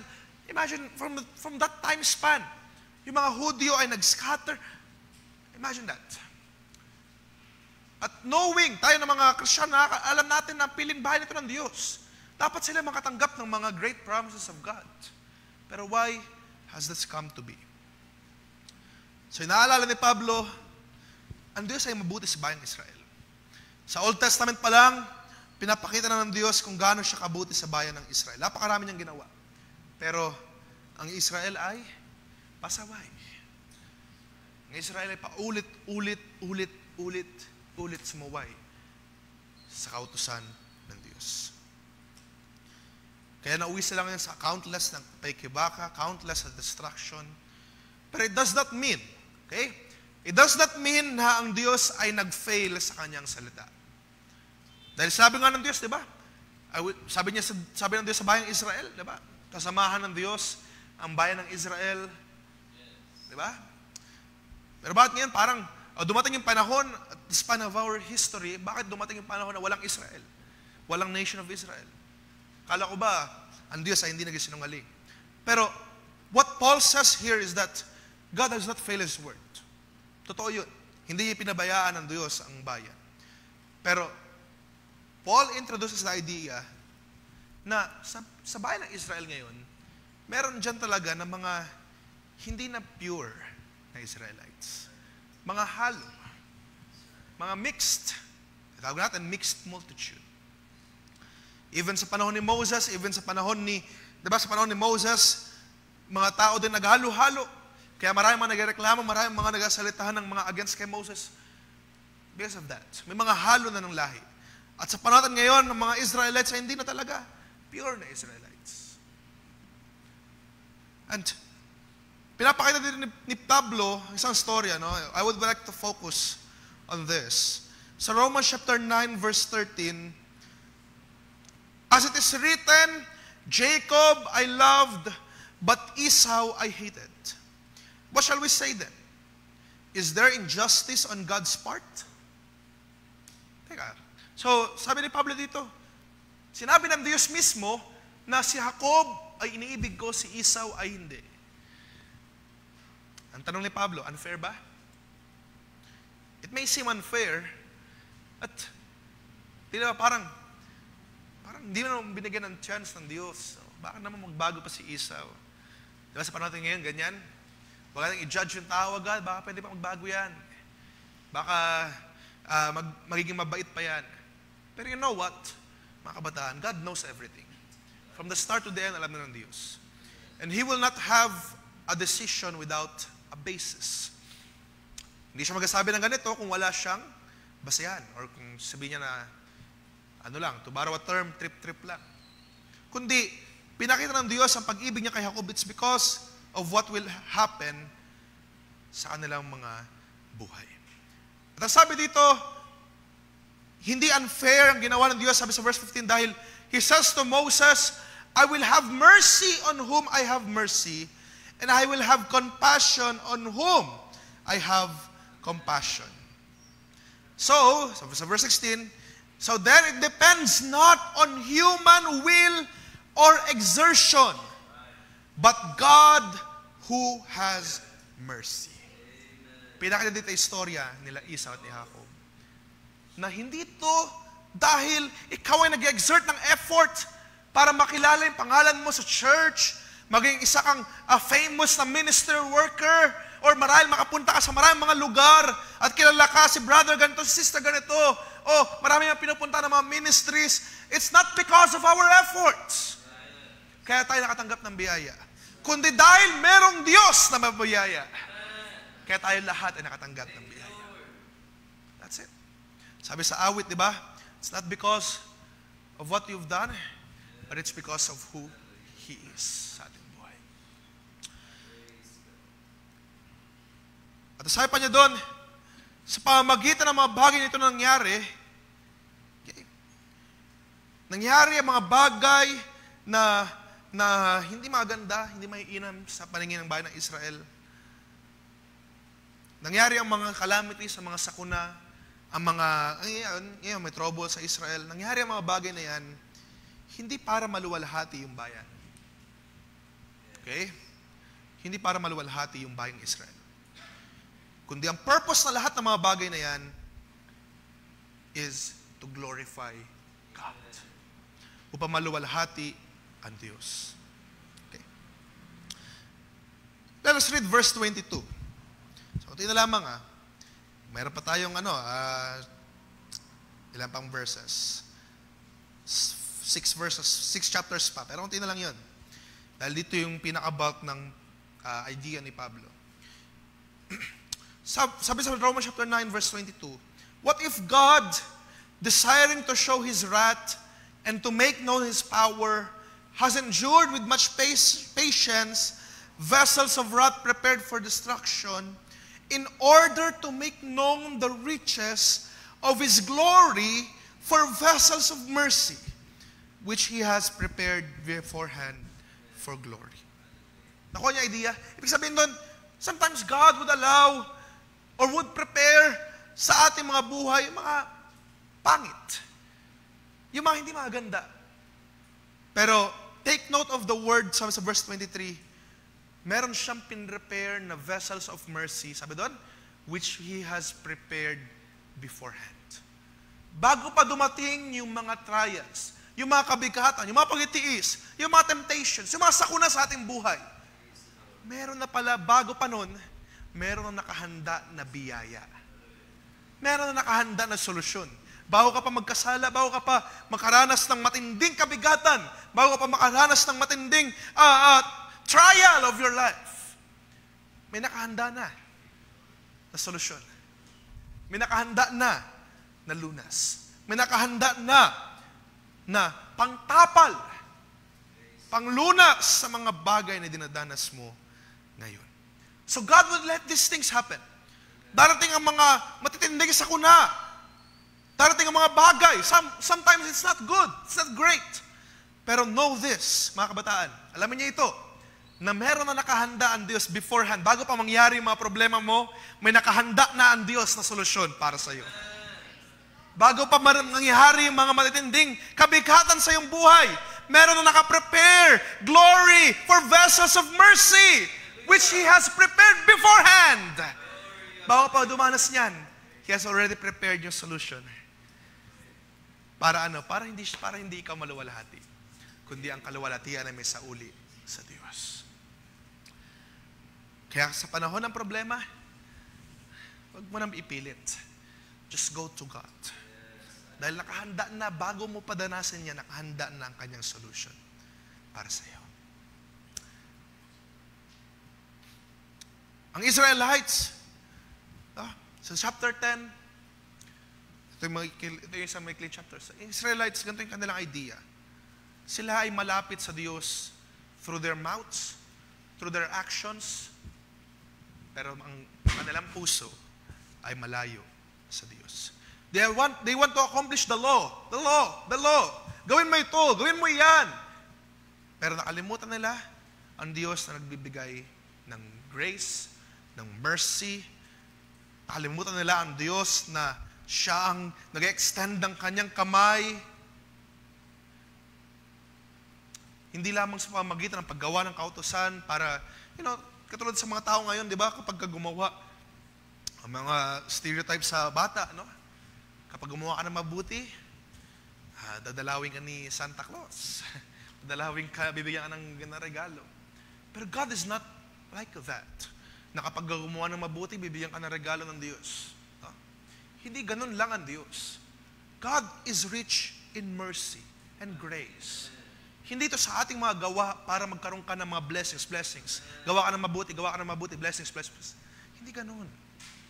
God is rich in mercy. Magkamali ka man, magkaroon ka man ng lapses, kapag lumapit ka sa Diyos na maayaman sa habag at hawa, kaya kanya suplayan ng mga pagpapala. Kaya kanya suplayan ng maraming mga bagay. Kahit na may lapses ka, kahit na may mga pagkukulang ka, God can supply all your needs. It's not because you have done a lot of things. Because God is rich in mercy. Then the question is asked sa chapter 11. Tapos na ba ang Diyos sa bayang Israel? And you know now the answer. Hindi pa tapos ang Diyos. Kung tinanong ni Pablo sa verse 1, tinanong niya, has God rejected His people? Romans chapter 11 verse 1, by no means. Sabi niya, even ako Israelite, galing sa tribo ni Benjamin, ilan sa amin dito ay mga Israelite at tumanggap kay Kristo. Ilan ay hindi. Ilan ay talagang totally blinded. Hindi nila nakita ang Kristo Jesus na Messiah na dumating sa kanilang panahon. Pero alam niyo ba, plano yan ng Diyos. It's God's plan na mabulag momentarily ang bayang Israel. Para tayo, na mga wild olive branches, okay, take note of that, babalik natin yan mamaya, ay tayo ay maikabit dun sa main tree. Tayo ng mga ligaw na hindi dapat talaga makatanggap ng nutrients, ng blessings. Ligaw lang ng mga olive branches. Kinuha tayo ng Diyos at ikinabit dun sa main tree para makatanggap tayo ng mga bagay na pinangako ng Diyos sa bayang Israel noong una. Ngayon, tayong lahat ay nakakatanggap of that same promises. Pero, hindi dapat tayo magmalaki sa bayang Israel. Kasi kung yung mismong main branches ay pinutol ng Diyos, paano pa tayo? Na mga kinabit lang. Kaya tayong putulin ng Diyos. Di ba? So yun yung pinapakita din ni Pablo sa chapter 11. Basahin nyo yan. Mayaman pa yung mga chapter na yan. Kung yung real branches ay hindi nga pinalagpas ng Diyos, tayo pa kaya ng mga ligaw lang, ng mga pinulot lang at kinabit ng Diyos.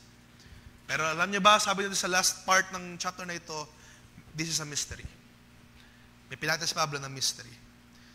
Ang plano ng Diyos sa bayang Israel ay hindi pa tapos.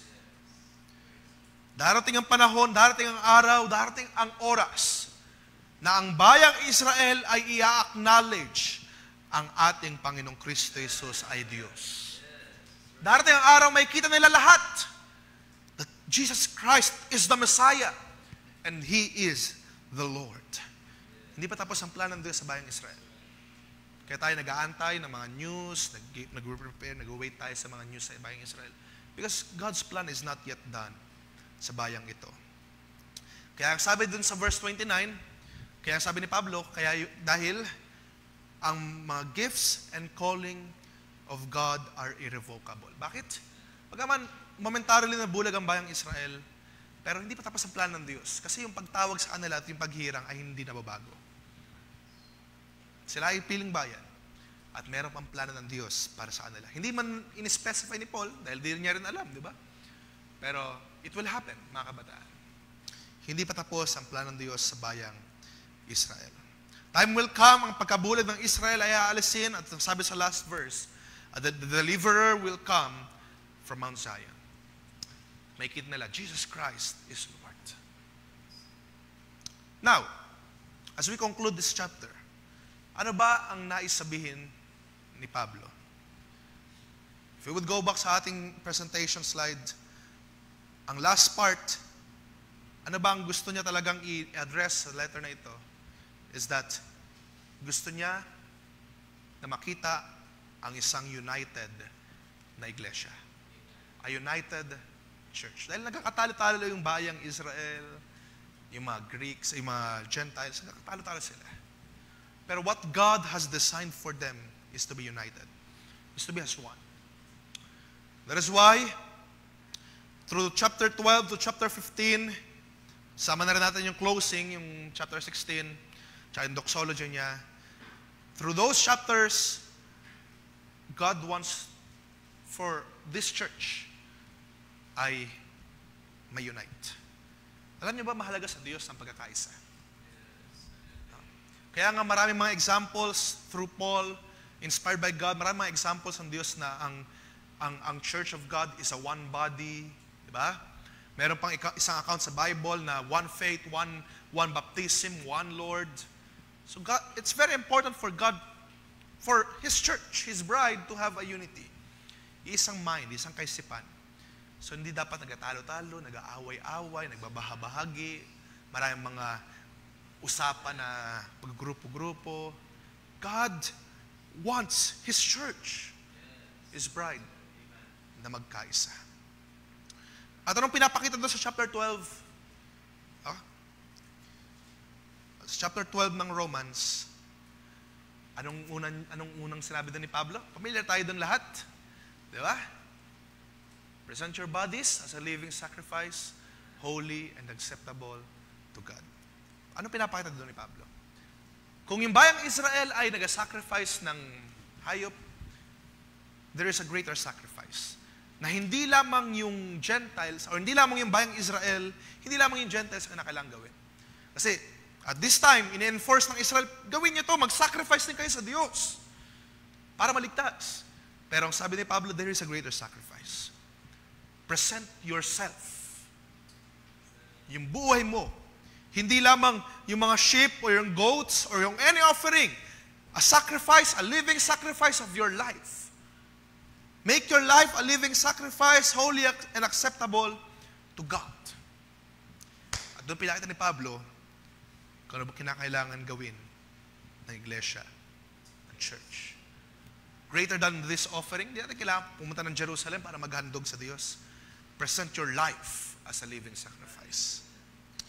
At nilatag ni Pablo sa chapter 12, kung ano bang kinakailangan gawin ng isang Kristiyano. Basahin niyo ito, mga kabataan, dahil ito ay mayaman sa mga payo at pag-utuwid. Hindi ko natin basahin lahat, pero if you would read chapter 12, verse 9, sisimulan ko lang, no? Let love be genuine, abhor what is evil, hold fast to what is good, love one another, etc., etc. Basahin niyo yan hanggang verse 21. Actually, yung pinaka-main point ng mga pag-uturo dito ni Pablo is that it's more than the law. Kung maraming mga kautusan na hindi na sinabi ng law, ng kautusan. Pero may mga bagay tayo na kinakailangan natin gawin. That is because God, beyond the law, ito yung mga bagay na nais ng Diyos na gawin natin. Okay? If you would go, basahin nyo yan, verse 9 to verse 21. Sa chapter 13, actually, di pa siya tapos doon. Nag-mention pa siya how you must submit to authority. So, galangin ninyo yung mga authority. Honor your parents, honor your mother and father, and the authorities na siyang namiminuno sa'yo. At, to sum it all up, we will go on sa chapter 13, verse 8. Lahat ng kanya mapaguturo na, ito, do this, do that, do this, do that. Lahat ng mapaguturo niya na kung paano mabuhay dapat ang isang Kristiyano, hindi yung enforce yung kautusan, kundi ito, love one another, do this, do that. Ito yung sinasabi niya sa verse 8. Owe no one anything except to love each other. Take note of this last part, no? For the one who loves another has fulfilled the law. So, ang pansin ninyo na maigi, no? For the one who loves another, if you love one another, you fulfill. Ginagawa mo yung kautusan. Bakit? Verse 9, for the commandments, you shall not commit adultery, you shall not murder, you shall not steal, you shall not covet, and any other commandment. It's all summed up in this word. Pakinggan nyo. You shall love your neighbor as yourself. Lahat ng mga nabasa sa Ten Commandments, isummarize mo, ang kakalabasan, you shall love your neighbor as yourself. Nakikita nyo? So yung mga utos ng Diyos sa 10 Commandments, napakarami. At yung mga ginagawa ng Israelites na kautosan. Pero, na-miss nila yung point. Ang point ay, ito, sinamarize yung lahat ng kautosan na yun. Ang sabi doon, you shall love your neighbor as yourself. Sabi sa verse 10, love does not wrong to a neighbor. Hindi siya gumagawa ng mali sa kanyang kapitbahay, sa kanyang kaibigan, sa kanyang kapatid. Therefore, love is fulfilling the law. Ang summary pala ng kautosan ay pag-ibig. Ang core ng kautosan, kaya sabi ko hindi yan masama.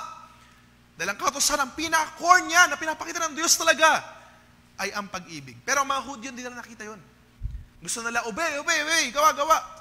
Alam niyo ba kung saan, di ba, sa Bible, mabasa natin mga Pharisees. At saan sila sikat? Sa mga pagpuna. No? Mga Pharisees ay sikat sa pagpuna, sa panghuhuli sa mga akto, mga fault-finding. At ang ating paglilingkod sa Diyos ay hindi dapat fault-finding. Ito, magkakamali ito si ganito. Ganyan kasi siya. Ganito kasi siya. Hindi dapat tayo mga fault-finders. Or mga, magpapalagap ng mga rumors, ng mga kaisipang di maganda. We should not be fault-finders. Hindi na gets ng mga Hudyo, ang kautosan ng Diyos is about love. Nasabi sa 1 John chapter 4, verse 19, we love Him because He first loved us. Pero sa verse 20 ito, if anyone says, I love God, and hates his brother, he is a liar. For he who does not love his brother whom he has seen, cannot love God whom he has not seen. Nakuha niyo ba, mga kabataan? And this is commandment that we have from Him. Whoever loves God must also love his brother. Kung sinasabi niyo mahal niyo ang Diyos, ito yung ating kinakailangan gawin. If you say that you love God and you hate your brother, you are a liar. Sabi ni Jesus sa Matthew chapter 22, we will read a couple of verses. Dahil ito yung mahalaga na I would want you to take note of. Matthew 22, 33, 34, sabi doon, but when the Pharisees heard that he had silenced the Sadducees, they gathered together. And one of them, a lawyer, asked him a question to test him. Si Jesus Christ. Tinanong ng lawyer na ito, Teacher, what is the greatest commandment in the law? Ano yung pinaka-great na kautusan? Sabi ng ating Panginoon Kristo Jesus, He said to him, you shall love the Lord your God with all your heart and with all your soul and with all your mind. This is the great and first commandment. And the second commandment is like it. You shall love your neighbor as yourself. Take note of this, verse 40. On these two commandments depend all the law and the prophets. So yung mga 10 commandments pala na yan, yung mga nasa Deuteronomy, Leviticus, Numbers, dito lang pala yung pagabasihan. You shall love the Lord your God with all your heart, with all your soul, with all your mind, and you shall love your neighbor as yourself. So yung mga kautosan na basis ng mga Hudyo, yung mga in-enforce nila na kautosan, they do not get the point, the idea. That is, you shall love God and you shall love your neighbor. Pero instead ng pag-ibig sa neighbor, ano na uuwi? Mga pagkatalo, mga hindi pagkakasundo. They do not get the idea. What God wants is for us to love one another. Kaya sabi ni Pablo, if we would go back sa Romans chapter 13, sabi doon, sa last verses, wake up. Stop wasting yung oras. You know the time? Sabi niya doon sa verse 11, it's a high time to wake up from slumber. Tama na yung panahon na pagtulog. For now is the salvation near. Nearer. Sa panahon ni Pablo, nearer na. Pero, ang pinapalitan ni Pablo, nung tayo sumampalataya, at ngayon sa panahon na ito ngayon, it's nearer. Ang ating kaligtasan, ang pagbabalik ng ating Panginoong Kristo Jesus, is nearer to us now than when we first believed. So let us walk properly, verse 13. Let us walk properly as in the daytime. And put on, verse 14, the Lord Jesus Christ. Nakuha niyo ba mga kabataan? Ito yung sulat ni Pablo sa mga Israelites na in-enforce yung kautusan. Pero they do not get the idea na ang kautusan, wala tong ibang core, kundi pag-ibig. Pag-ibig. And sa verse 14, hindi natin masyado pupuntahan to, pero he goes on something specific. Dahil ito nga mga Hudyo na ito ay pinupuna yung mga Gentiles na kumakain ng mga karne. Dahil sa rules sa Hudyo, ito ay unclean, ito ay hindi malinis. Kaya sabi ni Pablo, huwag niyong punahin yung mga Gentiles kung kumakain yan ng karne. Huwag niyo silang punahin. At kayo naman ang mga Gentiles, kung yung mga Hudyo ay gulay lang kinakain, huwag niyo rin silang punahin. Sabi ni Pablo doon, sa chapter na yon, maraming mga cultures, iba't ibang mga lahi, di ba? Some would abstain from meat, and okay lang yon. Some would eat meat, okay lang yon. But do not pass judgment. Sabi niya doon sa chapter 14, because in everything we do it for the Lord. Sinamarize to sa verse 1, Romans chapter 14, verse 1. As for the one who is weak in faith, welcome him, but not to quarrel over opinions. So may mga opinions kayo, if you eat meat, or you do not want vegetables, or you like kumakain ng gulay, do not quarrel over it. Useless na magtalo-talo pa tayo dito sa mga pagkain. At some would eat meat, some would not, it's okay. Pero, let us be sensitive. Sabi niya doon, let us be sensitive. Let us pursue, sabi sa chapter 14, verse 19, let us pursue for what makes for peace and for mutual upbuilding. Okay? Mga kabataan, huwag tayo magtalo-talo pa sa maraming mga bagay. Let us pursue peace and mutual upbuilding. Sabihin, hindi lang ikaw yung lalago. Pati yung katabi mo, kasama mo. Let us pursue those things. Hindi na kailangan pagtalunan yung mga trivial na mga bagay na yan. Kaya nga sabi ni Pablo, verse 20, do not for the sake of food destroy the work of God. Imagine niyo, nagtatalo-talo sila sa pagkain lang, sinisira yung gawain. Huwag niyong hayaan na mangyari yan. Sa mga bagay na yan na trivial lang, huwag niyong hayaan na magtalo-talo pa tayo. So, binibigyan niya na pansin yun. And, chapter 15, sa last tayo, no? So, chapter 14, do not quarrel over opinions, sabi sa ating slides. And chapter 15, to close the book ng kanyang sulat. He summarizes that Jesus Christ is the hope, hindi lamang ng Gentiles, kundi ng bawat isa.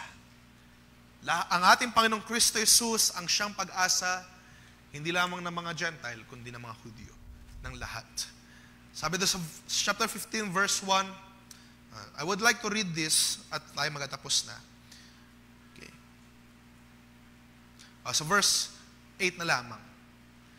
Verse 1 to 7, pinakita dito na si Jesus as an example kung paano si Jesus ay nakaranas ng reproach or ng paghihirap sa mundong ito. And yet, sabi doon, nagtiis siya.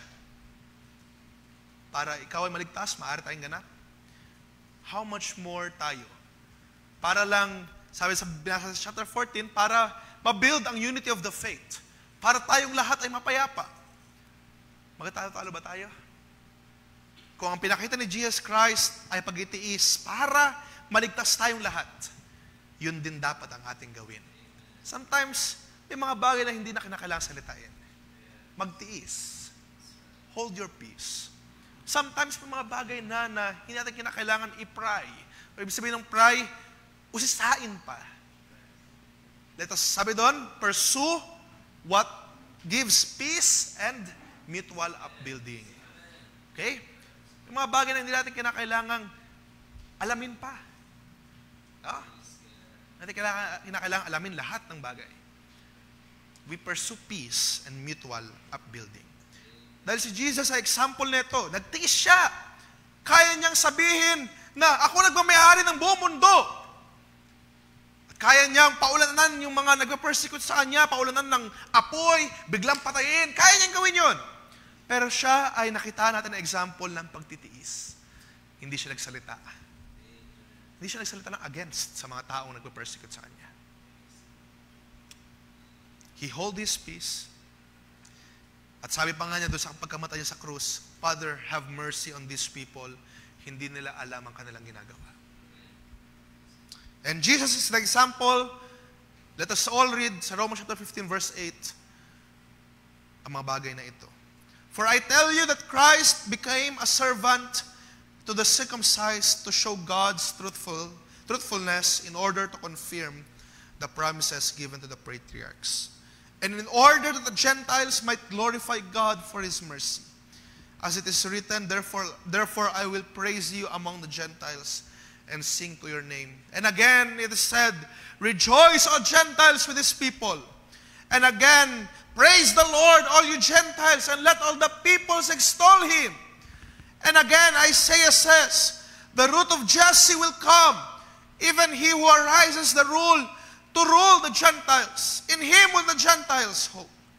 And may the God of hope fill you with all joy and peace in believing, so that the power of the Holy Spirit you may abound in hope.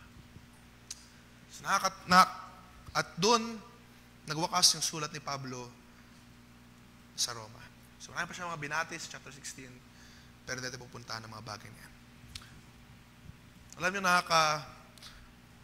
nung ako'y personally nag-aaral ng mga tatang ito, no?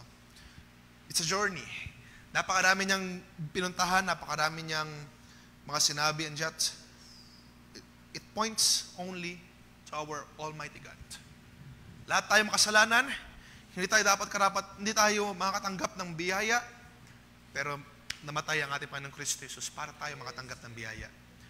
So ngayon, bakit tayo mag-aaway-away? Yun yung point. Bakit tayo ngayon mag-aaway-away? Bakit tayo ngayon maghiwa-hiwalay? Bakit may mga grupo-grupo? Bakit may mga hindi pagsama sa ganito? Hindi pag-join sa kanila? Bakit may mga pagtatalo-talo? Bakit natin ginagawa ang mga bagay na yan? Sabi dito, pinagkaisa tayo ng Diyos. Lahat tayo. At this time, Greek, Jews, tayo nga, pare-parehas tayo ng mga lahi Pinoy. Pero bakit pa tayo nagtatalo-talo? Bakit pa tayo nagkakaroon ng mga bangayan?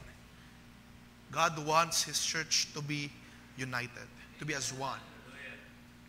Mga kabataan, hopefully itong pag-aaral natin sa sulat ni Pablo, nakita natin yung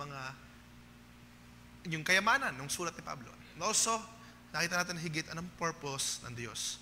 Sa inyo, sa ating lahat, sa bayang Israel, hindi pa tapos ang kanyang plano.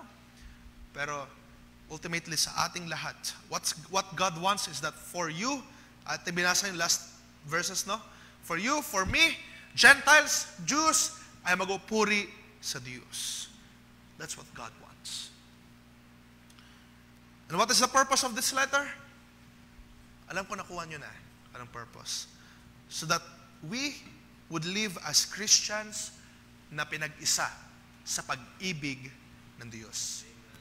Hindi dapat tayo mabuhay under the law, under the rules, under the regulations. We should live loving God and loving each other. So, diba nakakatuwa yung sulat ni Pablo? Yun yung kanyang motive, yung kanyang purpose kung bakit siya sumulat para sa church na ito. Ephesians chapter 2 verse 14. I will read this sa pagkatapos ng ating pagbasa sa Romans. Ephesians chapter 2 verse 14.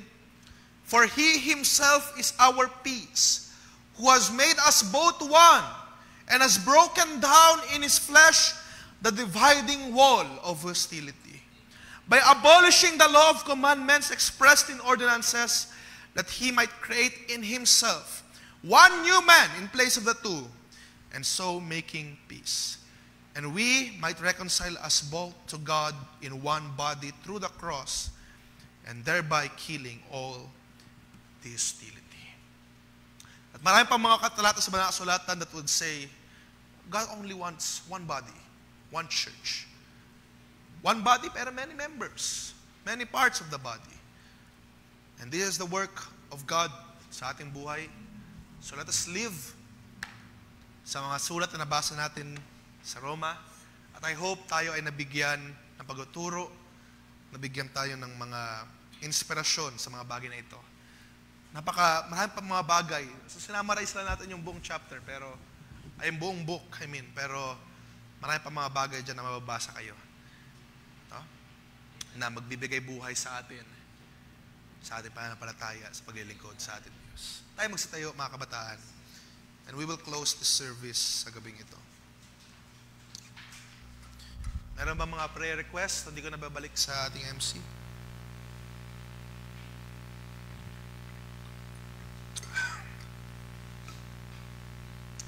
Kung meron prayer request, ay paki-forward na dito sa harapan.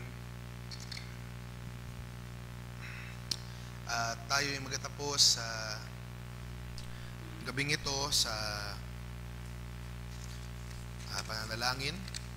Okay, so may prayer request from Sister Ella, kasama po sa prayer, ang Diyos ang magbalik ng kalakasan. Bigyan din ako ng wisdom kung paano i-balance ang mga bagay sa aking buhay. So as we have heard already, mga kabataan, alam niyo, nakakatuwa ang sulat ito ni Pablo. It gives us an insight na kung darating mo tayo sa mga problema sa ating buhay, pinahintulot man yan ng Diyos, totoo, pero bago pa man natin maranasan yan, meron na nakahanda na solusyon lagi. May nakahanda ng lunas lagi. Kung dadanas ka man ng karamdaman, matinding irritation sa mukha, o kung ano pa man, God's solution is already made. Bago pa maranasan yung matinding pagtitiis. So kung may mga prayer tayo ngayon sa gabing ito, bago mo pa maranasan yung matinding pangailangan, His solution is already there. Nakakatuwa makita, mga kabataan. Alam nyo, ang plano ng Diyos sa atin ay so great. Hindi natin kaya itong, late na nga tayo natapos, so hindi natin kayang summarize through hours of reading the Word of God. Pero gayon pa man, I hope na itong mga bagay na ito na natin nakita as a summary would give us an inspiration, hope, upang mabuhay na hindi na sa ating sarili, kundi mabuhay tayo kay Kristo na. Sa gabing ito, kung tayo may pangailangan, may dalangin, I would want you to exercise your faith. Pray to God. Draw near to God and He will draw near to you. So kung may pangailangan ka, now is the time to pray. Now is the time to speak. Say what you want. Dahil ang Diyos ay nandito ngayon. Your solution is already there. He just wants you to speak. To lift your voice and say, Lord, I need you. Sapagkat ang Diyos ay may kayang i-provide sa atin sa gabing ito.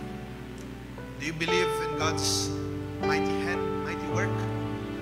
Then receive it in the name of the Lord Jesus Christ. Salamat sa biyaya ng Diyos sa mga salitang ating nabasa. Salamat sa sulat ni Pablo sa Roma na inspired by God na nagpapakita. Gusto ng Diyos, hindi yung kinakailangan susunod mo perfect si kautusan. What God wants, what really God wants is that love may abound sa ating kalagit. Nakakatuwa makita. Some would say, diba, pag ang stereotype sa church, maraming bawal, wag to, wag ganyan, wag mo gawin to, wag mo gawin ganyan. Pero you know what, mga kabataan, listen to this. If it seems kung minsan parang ang daming bawal, parang ang daming hindi pwede, sometimes we just have to change the perspective. Hindi nais ng Diyos na ikaw ay parang mahirapan, maburdenan pa sa maraming mga bawal, hindi. Maraming mga hindi pwede, maraming mga pwede. What God really wants, katulad ng sa kautusan, what is the core of this all? Is for love to abound. Kung papakinggan ng maigi yung kautusan, marami man siyang in-itemize na mga items. Pero ang main thing that God wants is for love would abound. The love of God and loving your brothers and sisters. Kapag may pag-ibig ka sa Diyos, lahat ng mga bagay ay hindi mahirap. Kapag may pag-ibig ka sa Diyos, yung mga bagay na it would seem mahirap, it will be easy. Because you love. So kahit na may mga paikibaka ka ngayon, may mga pag-itiis, it is because you love God, that is why you will press on. Sa mga sandaling ito, take note in your heart ang sulat ni Pablo sa Roma. The greatest of this all is love. Yun yung purpose ng Diyos. Alam niyo ba kung ba't capstone ng pag-ibig? Dahil yun yung nais ng Diyos na sumagana sa ating kalagayan. Palay tayo ng Diyos sa gabing ito. Sa kanila may mapangailangan, itaas ang kanilang, you know what? Itaas niyo ang inyong pananampalataya. And say tonight, Lord, I need you.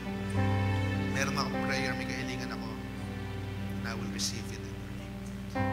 We will pray sa ating pagkatapos ng gawain.